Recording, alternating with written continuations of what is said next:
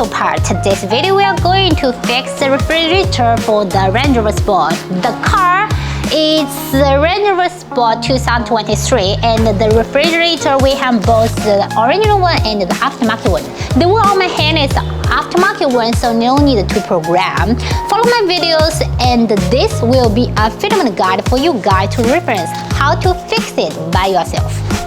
The low vision Range Rover Sport without the refrigerator, so there's only the storage for the armrest. So today's video we're going to fix the refrigerator, which is aftermarket one, to install the storage box here.